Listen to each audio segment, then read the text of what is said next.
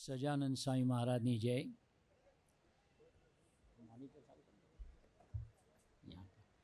અક્ષર પુરુષોત્તમ મહારાજની જય. ગુરુહરિ શાસ્ત્રીજી મહારાજની જય. ગુરુહરિ યોગીજી મહારાજની જય. ગુરુહરિ પરમ પૂજ્ય હરિપ્રસાદ સ્વામી મહારાજની જય જય જય. પ્રત્યક્ષ ગુરુહરિ પરમ પૂજ્ય પ્રબોધ સ્વામી મહારાજની જય જય જય. હરિપ્રબોધમ પરિવારની જય જય જય. ઘાટકોપર सत्संग मंडल आत्मीय पर्व महोत्सव की भी जय जय जय. आज गुरु हरि परम पूज्य प्रबोध स्वामी महाराज 5 तारीख सवारथी पधार्या छे. त्यारथी आज सुधीमां गोरेगांवथी स्टार्ट करीने गई काले बदलापुर सुधी ने आज घाटकोपर में ए 16मो आनंद पर्व महोत्सव है. एनी अंदर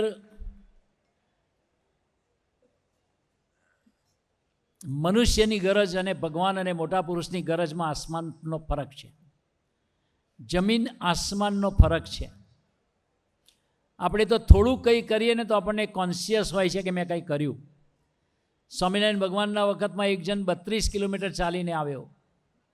એને અપેક્ષા રાખી કે પ્રભુ મને બોલાવશે, બધાની વચ્ચે મને બોલાવશે, એપ્રિશિએટ કરશે, મારા ગુણગાન ગાશે ને કહેશે કે હું કેટલું બધું ચાલીને આવ્યો. એકચ્યુઅલી તો એ જમાનો ચાલવાનો જ હતો. ત્યારે નહોતા રોડ, નહોતા પ્લેન, નહોતી ટ્રેન. 245 વર્ષ પહેલાંની વાત છે. પરંતુ માણસને અપેક્ષા હોય છે. તો સભાની અંદર બેઠો એને થયું કે હમણાં મને બોલાવશે, આગળ કરશે, આગળ બેસવાનું કહેશે, હાર પહેરાવશે અને કહેશે કે આ ભાઈ 32 કિલોમીટર ચાલીને આવ્યા. પણ ભગવાન સ્વામિનારાયણ એમની ગોષ્ઠી ચાલુ રાખી. ભગવાન સ્વામિનારાયણ એમની ગોષ્ઠી ચાલુ રાખી. ને પછી મહારાજે પેલા માણસને સંકલ્પ ઉઠવા માંડ્યા કે હવે તો હું જતો રહું, કે આ તો ભગવાન નથી લાગતા, મારી કોઈ કિંમત નથી, હું આટલું બધું ચાલીને આવ્યો છું. જેવો એને સંકલ્પ ઉઠીને ઊભો થવા જતો હતો, ભગવાન સ્વામિનારાયણ કે બેસો બેસો એક વાત કરીએ. અને પછી ભગવાન સ્વામિનારાયણે વાત કરી કે હે મુક્તાનંદ સ્વામીજી, અમે કોણ છીએ, ક્યાંના રહેવાસી છીએ અને અમારું ધામ કેવું છે અને એ કેટલું દૂર છે એની તમે બધી વાત કરો. એટલે પછી મુક્તાનંદ સ્વામીજીએ અક્ષરધામનું વર્ણન કર્યું, જે ભગવાન સ્વામિનારાયણે વચનામૃતમાં પણ કરેલું છે. પછી વાત કરી કે મહારાજે કે ત્યાં ભગવાન સ્વામિનારાયણ બિરાજમાન છે, અનંત કરોડ મુક્તોની સાથે બેઠા છે. તો કે કેટલું દૂર છે. મુક્તાનંદ સ્વામી સમજાવે છે કે ભાઈ આ બધા ગામડાના લોકો છે ને ભણેલા તો છે નહીં, તો કેટલા કિલોમીટર એનું મેઝરમેન્ટ તો કેવી રીતે થાય. એટલે મુક્તાનંદ સ્વામી સિમ્પલ ભાષામાં વાત કરી કે 1,00,000 મણ લોડાનો ગોળો હોય અને અક્ષરધામમાંથી છૂટો મૂકી દઈએ તો હવાથી ઘસાતો ઘસાતો ધરતી પર આવે. ટાટાએ જ્યારે પહેલું પ્લેન ઉપાડ્યું એને 90 વર્ષ થવાયા. હજી એ પ્લેન ચાલુ કન્ડિશનમાં છે, તો 90 વર્ષે બી ઘસાયું નથી. તો એ ગોળો તો કેવી રીતે ઘસાય? પણ એ અક્ષરધામથી નીચે આવતા આવતા હવાથી ટ્રેક્શનથી ઘસાતો ઘસાતો ધરતી પર આવે ને ત્યારે રજ ભેગો રજ જેટલો થઈ જાય. 1,00,000 મણ લોડાનો ગોળો, એટલું અક્ષરધામ દૂર છે. પછી ભગવાન સ્વામિનારાયણે વાત કરી કે અમે આટલે દૂરથી આવ્યા અને આ ગુજરાતમાં આવીને રહ્યા અને તમારા જેવા કપડાં પહેર્યા, તમારા જેવા ડ્રેસ પરિધાન કર્યા, તમારા જેવા ખોરાક ગ્રહણ કર્યા, તમારી વચ્ચે રહ્યા અને છતાંય અમે તમારી પાસે કોઈ અપેક્ષા નથી રાખી. અને કોઈક તો એવા છે કે 30-32 ગાંવથી આવ્યા હોય અને અપેક્ષા રાખીને બેઠા હોય. અમે તો અપેક્ષા નથી રાખતા. પેલા વ્યક્તિને અંદરથી ભાવ થઈ ગયો અને ઊભો થઈને ભગવાનના ચરણોમાં પડ્યો, મહારાજ મને માફ કરજો, તમે કરોડો માઇલ અક્ષરધામથી આવ્યા છો અને હું તો ખાલી 32 કિલોમીટરથી આવ્યો છું. તો આજે ગુરુહરિ પ્રબોધ સ્વામીજી 5મી તારીખે પહેલો આનંદ પર્વ હતું ગોરેગાંવની ધરતી પર, તો 4થી રાત્રે ફ્લાઇટ, ઇન્ડિગો ફ્લાઇટ કેન્સલ થઈ ગઈ. અને ગુરુહરિ એની ગરજ કેટલી કે બીજે દિવસની ફ્લાઇટોમાં પણ નથી જવું એમ, તો રાત્રે ને રાત્રે ટ્રેનની અંદર બેસીને સંતોની ટિકિટ હતી એમાં ઉજાગરો કરી પણ ગોરેગાંવ પધાર્યા. ગઈકાલે બી ટ્રેનમાં યા થાણાથી ગયા હતા પરમ દિવસે સભા કરીને, તો 2.25 કલાકે બદલાપુર પહોંચ્યા. રસ્તા એટલા બધા ખરાબ હતા, કહી ના શકાય. 73 વર્ષની એમની ઉંમર છે. અને ગઈકાલે પણ બદલાપુરથી ઘાટકોપર પણ ટ્રેનમાં પધાર્યા. તો ભગવાન અને મોટા પુરુષ, કોઈ વ્યક્તિને ખાવું ના હોય ને એની પાસે અન્નકોટ કરો 1000 આઈટમનો, તો એનો કોઈ મતલબ નથી. જે વ્યક્તિને કપડાં ના પહેરવા હોય અને કપડાના ઢગલા કરી દો, તો એનો કોઈ મતલબ નથી. જે વ્યક્તિને રૂપિયા ના જોતો એને રૂપિયાના ઢગલા કરો, તો બી કોઈ સ્વાર્થ નથી. અને જે વ્યક્તિને માન ના જોઈતું હોય અને આવી મોટી મોટી સભાઓ કરો ને સ્વાગત કરો, તો એને તો કોઈ અપેક્ષા નથી. તો પછી એવા પુરુષો આવે છે કેમ? દાખલો કેમ કરે છે આટલો બધો? એનો જવાબ ભગવાન સ્વામિનારાયણે આપ્યો. ભગવાન સ્વામિનારાયણ સૌરાષ્ટ્રના શરૂઆતના એરિયામાં, આપણે ભાલ પ્રદેશથી આગળના એરિયામાં જ્યાં બાવળ જ પાકે, મોટી મોટી કાંટાની સૂળો થાય, અને ભગવાન સ્વામિનારાયણ નીકળ્યા ત્યાંથી ચાલતા, તો રસ્તામાં એક ગરીબ માણસ મળ્યો, અને ગરમીના દિવસો હતા એટલે એના પગમાં ચપ્પલ નહોતા. ભગવાન સ્વામિનારાયણે પોતાના ચપ્પલ આપી દીધા. બન્યું એવું કે પછી 18 કિલોમીટર જેવું મહારાજ ચાલીને ગયા હશે, ત્યારે એક માજીના ઘરે ગયા. માજી બહુ રાજી થયા. ભગવાન સ્વામિનારાયણને દર્શન કરીને આનંદ થઈ ગયો. પછી મહારાજને કીધું, મહારાજ અટાણે કે મહારાજ કે તમને દર્શન આપવા માટે, તમને મળવા માટે હું આવ્યો છું એમ. પછી માજી કીધું, મહારાજ હાથ મોડું ધોઈ લો. મહારાજ કે મને બહુ ભૂખ લાગી છે માજી, જલ્દી મને ગમે તે વસ્તુ જે તૈયાર હોય તે આપો. ત્યારે માજીએ કીધું, મહારાજ હાથ મોડું ધોવો ત્યાં સુધી હું રસોઈ તૈયાર કરી દઉં. એને ગરમ રોટલા બનાવવાનું ચાલુ કર્યું. પછી મહારાજને રોટલો ને મરચું દીધું, ઇમરજન્સી હતી એટલે. મહારાજ કે રોટલાની સાથે કંઈ છે?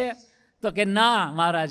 તો કે ના, જો પેલા સિક્કામાં લટકાવેલું દહીં છે, એ જમાના ઉપર દહીં લટકાવતા માટલું, એ દહીં કાઢ્યું. મહારાજ કે હજુ આપું. હવે દહીં તો 15-20 દિવસ પહેલાંનું હશે, એ ખાટું ચડી જેવું બધા રૂવાળા ઊભા થઈ જાય. ભગવાન સ્વામિનારાયણ 1 વાડકો જમ્યા, 2 વાડકા જમ્યા, 3 વાડકા જમ્યા, રોટલા બી જમ્યા, અને મહારાજ તૃપ્તિનો ઓળકાર લીધો. પછી મહારાજ કે આરામ કરીએ, બધું થઈ ગયું. પછી મહારાજે માજીને કીધું, માજી મારા પગમાં જુઓ જોઈ, તો પગ એમના લોહી લુવાન હતા.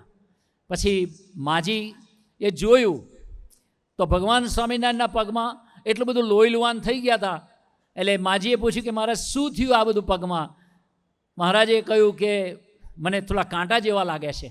ત્યારે માજીએ કીધું, કાંટા કાઢવામાં હું એક્સપર્ટ છું, માહેર છું, તો લાવો હું તમારા કાંટા કાઢી દઉં.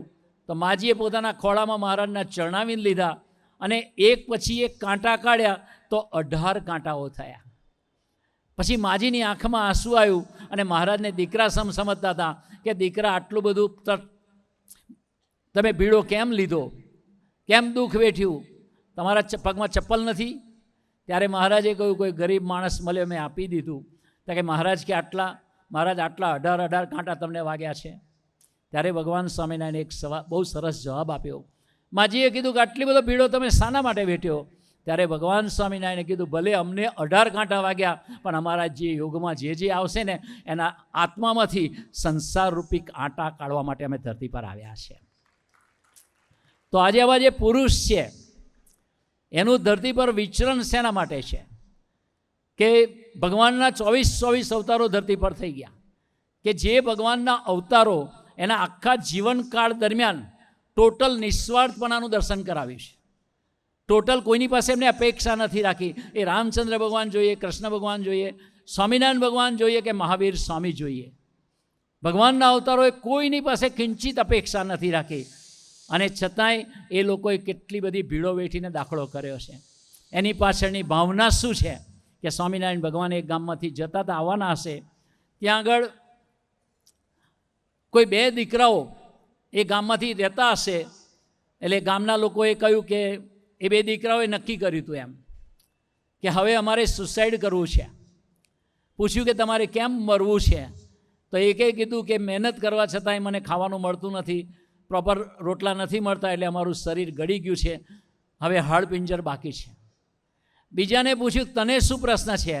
તો એ જમાનામાં એને અસાધ્ય રોગ થયો હતો. આપણે માની લઈએ કે અત્યારે ટીબી જે ક્યોરેબલ છે, એ જમાનામાં ક્યોર નહોતું. એને કીધું મારું શરીર ક્ષીણ થતું જાય છે અને હવે મારા શરીરમાં હાડકા સિવાય કાંઈ બચ્યું નથી. તો અસાધ્ય રોગની દવાનો હતી. અને એ જમાનામાં ઇન્ડસ્ટ્રીયલાઇઝેશન કે કોમર્શિયલ કશું હતું નહીં, તો એને રોટલા બી નહોતા મળતા. એટલે બંને જણાએ મરવાનો સંકલ્પ કર્યો. તો ગામના લોકોએ સમજાયો કે ભાઈ મરો છો શું કરવા? ત્યાં પેલા બે જણાએ કીધું કે જો દવા હોય તો આપો, અમે ના મરીએ, કાં તો કામ ધંધો આપો તો ના મરીએ એમ. પછી કે ભાઈ અમે તો કંઈ કરી નથી શકતા, કારણ કે અમે બી બ્રેક ઇવન લોકો છે. પણ સ્વામિનારાયણ ભગવાન કાલે આવે છે, એના દર્શન કરો, એના આશીર્વાદ લો, પછી તમારા મરવાનો પ્રોગ્રામ રાખો. પછી ભગવાન સ્વામિનારાયણ પધાર્યા.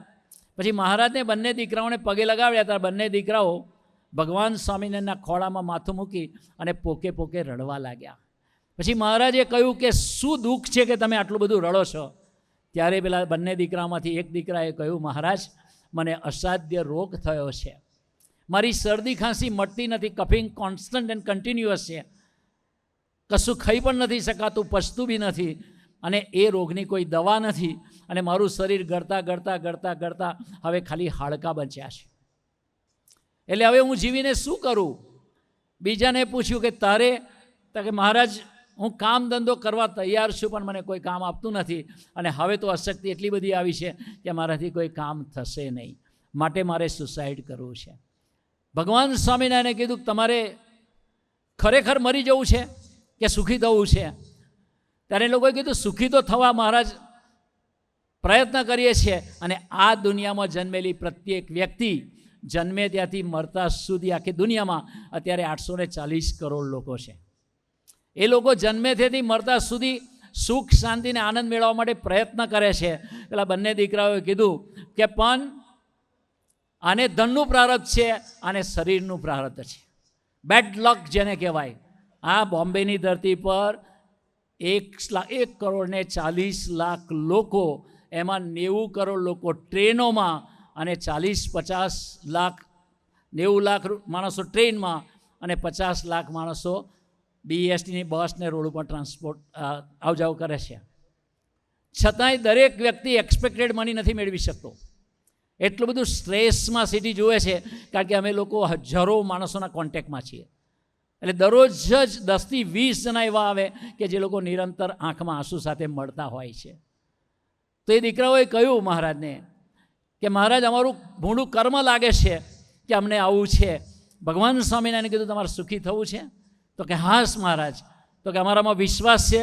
તો કે હા, બધા તમને ભગવાન માને છે, અમે પણ વિશ્વાસ કરીશું. ભગવાન સ્વામિનારાયણ કે અમે કહીશું એમ કરશો? તો કે હા મહારાજ, તમે કહેશો એમ કરીશું. તો કે એક કામ કરો, આ ગામની અંદર એક નાનકડું મંદિર છે, બંને જણા આવીને ભજન કરશો? તો કે મહારાજ કરીશું. પેલા બે કે મહારાજે કહ્યું કેટલું કરશો? પેલા બંને દીકરાઓ કે સ્વામી મરવા પડ્યા છીએ, અને આત્મહત્યા કરીએ તો શરીર ના પડી જાય ત્યાં સુધી કરીશું. ભગવાન સ્વામિનારાયણ કે થાય એટલું કરજો. અને બીજી વાત કરી, અહીંયા મુક્તાનંદ સ્વામી જેવા સંતો આવે છે, એ સંતોનો સમાગમ કરજો. જાઓ, 3 મહિનાની અંદર તને કામ મળી જશે અને તારો રોગ જતો રહેશે, એવી તને વનસ્પતિ મળી જશે. બંને દીકરાઓને એકને કામ મળી ગયું, બીજાને વનસ્પતિ મળી ગઈ. પેલાનો રોગ ટળી ગયો અને કામ મળી ગયું. પણ ભગવાન સ્વામિનારાયણે એક રહસ્ય આપી દીધું કે આ દુનિયામાં જન્મેલા કોઈ પણ માણસો 5-6 શબ્દોથી પર નથી. એક છે સ્ટ્રેસ, ચિંતા, બીજું છે એન્ઝાયટી, ત્રીજું છે લોનલીનેસ, ચોથું છે નેગેટિવિટી, પાંચમું છે ડિપ્રેશન.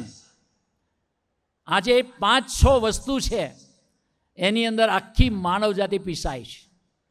હવે આ 5માંથી કોઈ બી વસ્તુ આપણા જીવનમાં જ્યારે હશે તો આપણે ગમે એટલું કરીશું ને તો આપણે આનંદ પર્વ નહીં ઉજવી શકીએ. આપણા જીવનમાં આપણા આનંદ નહીં મળી શકે. કોઈ વ્યક્તિની નોકરી છૂટી ગઈ હોય, કે કોઈ વ્યક્તિને ધંધામાં નુકસાન થયું હોય, કે કોઈ વ્યક્તિને કોર્ટમાં કેસ ચાલતો હોય, કે કોઈ વ્યક્તિને એક્સિડન્ટ થયો હોય, કે કોઈ વ્યક્તિને અસાધ્ય રોગ થયો હોય, એ વ્યક્તિ ગમે એટલો વિચાર કરે તો બી પોતાના મનને આનંદમાં રાખી શકતો નથી.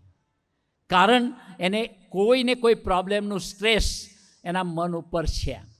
બ્રિટનની ગવર્મેન્ટે તો એન્ઝાયટી, ડિપ્રેશન અને લોનલીનેસ માટે તો આખું એક પોર્ટફોલિયો ખોલ્યો છે, જેના એક મિનિસ્ટર એપોઇન્ટ કર્યા છે, અને એ મિનિસ્ટર કરે છે એની અંદર 7 કરોડની બ્રિટનની જનતામાં 95 લાખ લોકો ડિપ્રેશન અને લોનલીનેસથી પીડાય છે.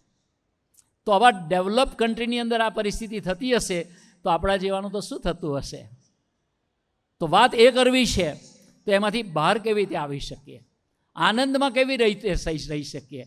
તો ભગવાન અને સંતનો દાખલો અને ભગવાન અને સંતની યાત્રા છે આપણા તરફની કે આ પ્રબોધ સ્વામીજી આટલું બધું વિચરણ કરીને આવ્યા. એટલે 16 દિવસ રોજ સભા. તમે ટ્રાય તો કરજો, ખાલી ફંક્શન એટેન્ડ કરવા આવજો 15 દિવસ સુધી, તોય ગાંડા થઈ જશો. આ તો 16 દિવસમાં દિવસની 25 તો પધરામણી કરવાની, દાદરા ચડવાના, અને એક પધરામણીમાં 25 50 જણ મળવા આવે. બધાને એટેન્ડ કરવાના, બધાની સામે હસવાનું, બધાને આશીર્વાદ આપવાના, બધાની વાત સાંભળવાની. તો આ 16 દિવસની અંદર 400 જગ્યાએ તો પધરામણી કરી હશે. તો આટલું બધું કર્યા પછી એની પાછળની ભાવના શું છે કે સંત હંમેશા એ ભગવાનને રાખનાર છે ને, એટલે કરુણાનિધિ છે. 2 કે 3 જ વાત કરવી છે કે આપણે આગળ વાત કરીએ એ પ્રમાણે કે માણસના જીવનમાં 3 પ્રકારના રોગ છે. એક છે શરીરનો રોગ, બીજો છે ધનનો રોગ, ત્રીજો છે મનનો રોગ. હું શરીરના રોગની વાત કરું હમણાં, તો અમે લોકો 2023માં અમેરિકાની ધરતી પર ન્યૂ જર્સીમાં એડિશન કરીને એક એરિયા છે ઘાટકો પરના જીવો, ત્યાં એક જગ્યાએ પ્રબોધ સ્વામીજી સાથે પધરામણી કરવા ગયા હતા. ત્યાં હું એ વ્યક્તિને ઓળખું છું, વર્ષોથી 25-30 વર્ષથી ઓળખું છું, કે એનું નામ વિનુભાઈ પટેલ છે. અમે વિંકી કહીને બોલાવીએ, એ નડિયાદના. પછી એમના વાઈફે કાગળ લખ્યો, રડતા હતા. પછી પૂછ્યું કે શું છે, તો કે પત્ર છે, ગુરુહરિ પ્રબોધ સ્વામીજીને આપ્યો. તો પત્રમાં લખ્યું હતું કે મહારાજ, હે પ્રબોધ સ્વામીજી, અમને મારું સૌભાગ્ય આપો. મારા બાળકો નાના છે, 2 દીકરીઓ છે, જોડકા બાળકો છે બંને, અને નાના છે. પ્રબોધ સ્વામી પૂછ્યું કે શું થયું? પછી એમની સાથે વિરાટભાઈ હતા. વિરાટભાઈએ વર્ણન કર્યું કે પ્રબોધ સ્વામીજી, આ વિનુભાઈને 2018માં બ્રેઇનની અંદર એક ક્લોટ ડિટેક્ટ થયો. એની સાઇઝ 6.2 હતી. તો એ ક્લોટ જોઈને ડૉક્ટરોએ કીધું કે બચવાની શક્યતા ઓછી છે, સર્જરી બી કરી શકાશે, પણ ચાન્સીસ બહુ ઓછા છે. 30% ચાન્સ છે, 70% ફેલ થાય, અને કદાચ સક્સેસ ગયું તો એ ડિસેબિલિટી તો રહેશે જ. તો એ શું કરીએ? એવી જગ્યાએ ગાંઠ છે, અને તે પણ કેન્સરની છે. પછી હરિપ્રસાદ સ્વામીજીને કહ્યું કે આવું છે. તો હરિપ્રસાદ સ્વામી કીધું કે ના, ડૉક્ટર એને કહો, જે ઉપાય ભગવાન સ્વામિનારાયણે બતાવ્યો એ સ્વામીજીએ બતાવીને કીધું કે બેનને કહેજો, ભાઈને પણ કહેજો, દીકરીઓને કહેજો, અને આજુબાજુના ભક્તોને કહેજો કે વિનોદભાઈ માટે ભજન કરે, અમે બી પ્રાર્થના કરીશું, તમારું બ્રેઇન ટ્યુમરનું ઓપરેશન ભગવાન સક્સેસ કરાવશે. તો ઓપરેશન તો થઈ ગયું, પણ ડૉક્ટરો ત્યાંના એ ગાંઠને 50%થી વધારે કાઢી ના શક્યા, કારણ કે એ બ્રેઇનની અંદર ગૂંચાઈ ગઈ હતી, બધી વેન્સની વચ્ચે, એટલે કાઢી ના શક્યા.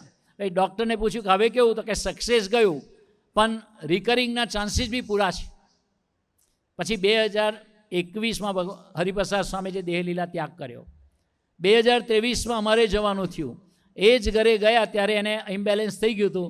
એટલે ડૉક્ટરોએ ડાયગ્નોસિસ કર્યું કે એ ગાંઠ રિકર થઈને 50%માંથી બદલી હવે 70% થઈ ગઈ છે, અને હવે સર્જરી કોઈ પણ ભોગે કરવી પડે, પણ બચવાના ચાન્સીસ બહુ જ ઓછા છે.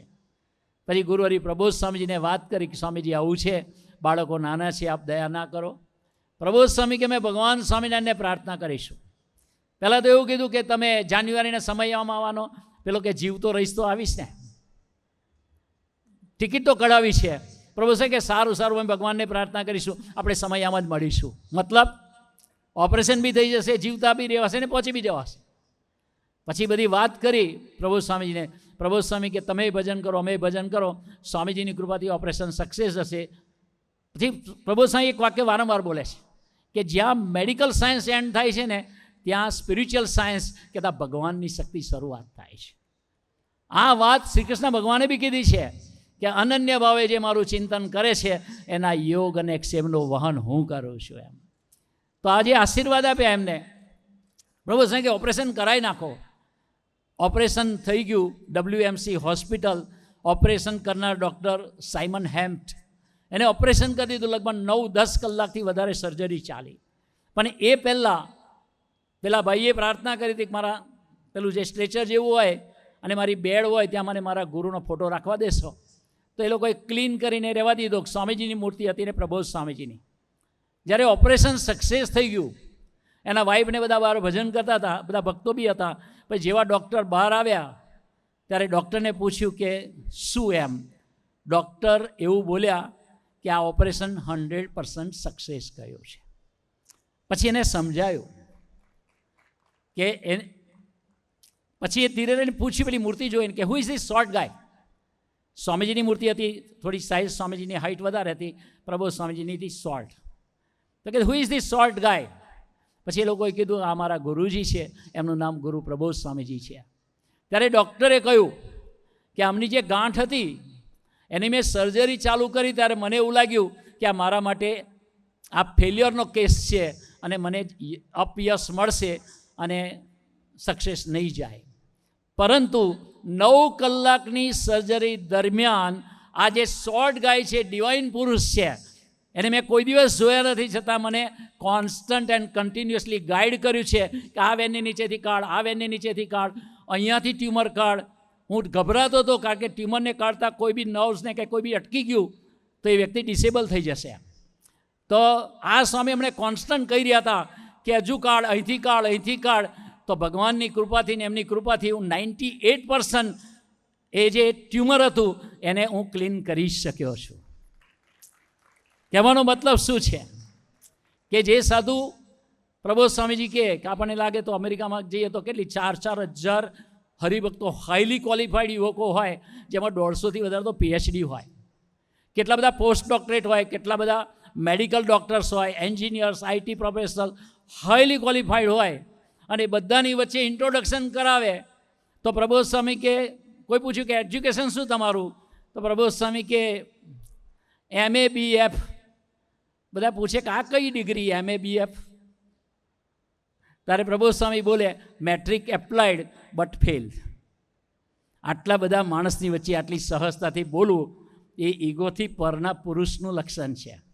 તો આટલા મોટા ડૉક્ટર હતા, પણ એક સંત, ઇન્ડિયાથી આવનાર સંત, અને તે પણ એમને જોયા નથી, અને પ્રબોધ સ્વામી એ ટાઈપે સર્જરીમાં ગયા પણ નથી, પણ દિવ્ય સ્વરૂપે એને જે ઇન્સ્પાયર થયું એ ડૉક્ટરે કીધું કે આ મેડિકલ સાયન્સથી પરની હિસ્ટ્રી છે, એટલે હું લખીને તો નહીં આપું પણ રેકોર્ડ કરીને આપું છું. પછી એને એ પ્રસંગ આખો રેકોર્ડ કરીને આપ્યો છે.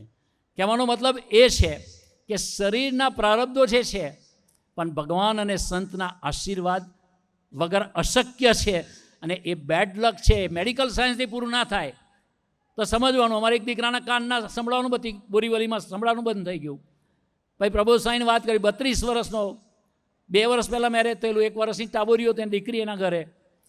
પછી કાનમાં સંભળાવાનું બંધ થઈ ગયું. 4 ENTને બતાવ્યું, બધાએ કીધું નસો સુકાઈ ગઈ છે, હવે કશું નહીં થાય. પછી પ્રબોધ સ્વામીને કીધું કે સ્વામી નોકરી બી નહીં થાય, સંભળાતું નથી. મશીન તો હિયરિંગ મશીન બી નથી ચાલતું, હિયરિંગ ટેસ્ટ બી કરાવ્યા. પછી પ્રબોધ સ્વામીને વાત કરી. પ્રબોધ સ્વામી ત્યારે પણ વાક્ય બોલ્યા કે જ્યાં મેડિકલ સાયન્સ પૂરું થાય છે ને ત્યાં સ્પિરિચ્યુઅલ ભગવાનનું સાયન્સ શરૂ થાય છે. હજી પ્રબોધ સ્વામીને એને કાનમાં વાત કરી, કયા કાનમાં નથી સંભળાતું, તું ભજન કરીશ? તો કે હા સ્વામી સંભળાય નહીં, એટલે હા કરે. સ્વામીજી કાન આગળ મોડું લઈ ગયા. પ્રબોધ સ્વામી બોલ સ્વામિનારાયણ સ્વામિનારાયણ સ્વામિનારાયણ. એને સંભળાયું સ્વામિનારાયણ સ્વામિનારાયણ સ્વામિનારાયણ. પછી કે બીજા કાનમાં, 2 કાનમાં પ્રબોધ સ્વામી કીધું સ્વામિનારાયણ સ્વામિનારાયણ બોલજે. એ દિવસથી એ દીકરાને સંભળાતું થઈ ગયું. એનું નામ નિતેશ જોશી છે અને બોરીવલીમાં રહે છે. તો વાત કરું છું કે શરીરનું પ્રારબ્ધ માણસના જીવનમાં હોય તો ત્યાં પણ આશીર્વાદની જરૂર છે. અત્યારે ધનનું પ્રારબ્ધ, અમે હમણાં જ 2 મહિના માટે અનકોટ માટે અમેરિકા ગયા હતા.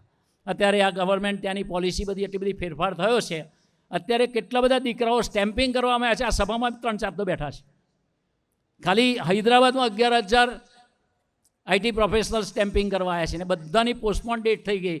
અને અમેરિકાની કંપનીઓ ના પાડે છે કે લેટ આવશો તો અમે જોબમાંથી ટર્મિનેટ કરી દઈશું. એ કેટલી ઇન્સિક્યોરિટી ઊભી થાય. તો ધનની પરિસ્થિતિ ઇન્ડિયામાં બી, અને સામાન્ય માણસને નોકરી છૂટે તો જાય ક્યાં બિચારો. પણ ભગવાન અને સંત એવા છે, એના આશીર્વાદમાં શક્તિ છે. અમે લોકો અમેરિકામાં ગયા, 110 છોકરાઓ. રિસેશન આવ્યું 2007માં, અને એ બધાની જોબ ઇન્સિક્યોર થઈ ગઈ, સ્ટેટસ ઇન્સિક્યોર. હરિપ્રસાદ સ્વામીજીને વાત કરી કે સ્વામીજી આવું આવું છે. સ્વામી 3 નિયમ આપ્યા. સભા ભરશો તો કે ભરીએ છીએ અને ભરશું આખી જિંદગી. ભજન કરશો તો કે હવે શરૂ કરીએ વધારે. સ્વામી કે 2 સંતો જોડે દોસ્તી રાખશો? તો કે હા, જાઓ, તમારે 110માંથી એક પણ જણને ઇન્ડિયા પાછા નહીં જવું પડે. આજે 110 પાસે ગ્રીન કાર્ડ છે. પરિસ્થિતિ આવી હતી કે દેશ છોડવો પડે એવો હતો, પણ એ હરિપ્રસાદ સ્વામી બોલ્યા હતા ને કે કદાચ સૂર્ય એનું કિરણ છોડી દે, પ્રકાશ છોડી દે, પણ ભગવાન અને સંતની વાણીની સત્યતા કોઈ દિવસ ન છૂટે. કારણ કે સંતની અંદર રહીને પ્રભુ બોલે છે. આજે ગુરુહરિ પ્રબોધ સ્વામીજી પણ એવું જ દર્શન કરાયું કે અમને બોસ્ટન ગયા હતા.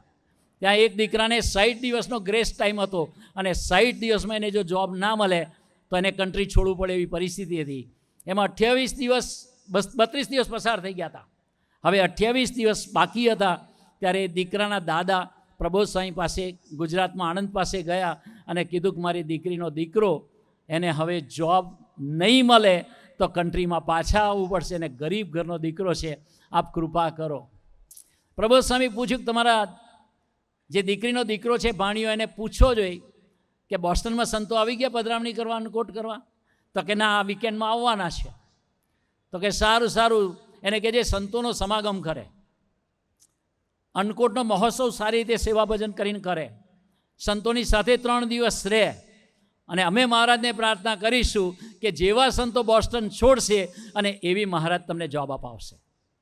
હવે હું ના બોલી શકું આવું, હું તો ત્યાં રૂબરૂ જ હતો, મારે તો ફ્રસ્ટ્રેશનો સાંભળવાના જ હતા, પણ બધા વતીથી પ્રાર્થના કરતા હતા, ભજન કરતા હતા. પણ પ્રબોધ સ્વામીજીની કૃપા થઈ, અમે હજુ બોસ્ટન છોડ્યું નથી અને બંને દીકરાઓને એટલાન્ટાથી ઓફર આવી, બંનેની જોબ કન્ફર્મ થઈ ગઈ. એના અમને સમાચાર આપ્યા. કહેવાનો મતલબ એ છે કે આ છે ધનનું પ્રારબ્ધ. પહેલાં કીધું શરીરનું પ્રારબ્ધ, અને ત્રીજું છે મનનું પ્રારબ્ધ. મનનું પ્રારબ્ધ એટલે ડિપ્રેશન, મનનું પ્રારબ્ધ એટલે ઇન્સિક્યોરિટી, મનનું પ્રારબ્ધ એટલે વિવરિંગનેસ, મનનું પ્રારબ્ધ એટલે એક્સપેક્ટેશન, મનનું પ્રારબ્ધ એટલે ઈગો, મનનું પ્રારબ્ધ એટલે કોમ્પ્લેક્સિટી, મનનું પ્રારબ્ધ એટલે વિસંવાદિતતા. હવે માણસ બધું જ હોય છતાં હસી નથી શકતો, કારણ કે મન છે. અમે 2007માં આફ્રિકા ગયા હતા અને અમારું પ્લેન પેટ્રોલ લેવા ઊભું થયું, ઇમિગ્રેશન બી ત્યાં જ હતું. સ્વામીજી કે ચાલો વોકિંગ કરીએ. તો એરપોર્ટ પર અમે રનવેની આજુબાજુ વોકિંગ કરતા હતા. ત્યાં કોઈનું એક બહુ મોટું બોઈંગ પ્લેન પડ્યું હતું. એટલે મને આશ્ચર્ય થયું. એટલે મેં ત્યાં એક માણસ જ કરતો હતો બધું એનું. મેં કહું આ આફ્રિકાની અંદર આટલું મોટું બોઈંગ પ્લેન કઈથી આવ્યું? તો કે આ તો ચાર્ટર છે, સ્પેશિયલ ચાર્ટર પ્લેન છે. ભાઈ મેં કહું અહીંયા કેવી રીતે? તો કે મિડલ ઇસ્ટના એક રાજાનો દીકરો ફરવા આવ્યો, 70 માણસોના પેસેન્જર જોઈને, એની અંદર સ્વિમિંગ પુલ હતો, જેકુઝી, બધું જ. ભાઈ મેં કહું આ તો બહુ મોટું પ્લેન. તો કે હા ભાઈ, એ લોકોને તો રોજની કરોડની આવક છે. મેં કહું ભલે ભલે, અમે તો વોક કરતા હતા.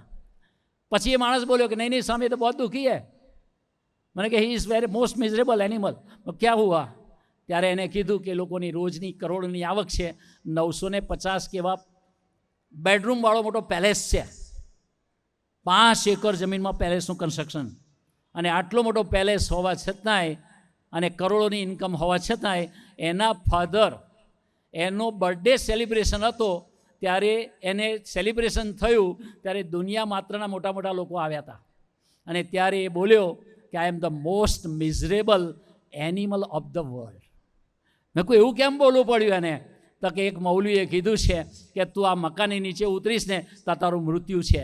તો 32 વર્ષથી નીચે નથી ઉતર્યો બોલો. હવે એને કેટલું બધું સ્ટ્રેસ છે. પૈસા છે પણ સિક્યોરિટી નથી.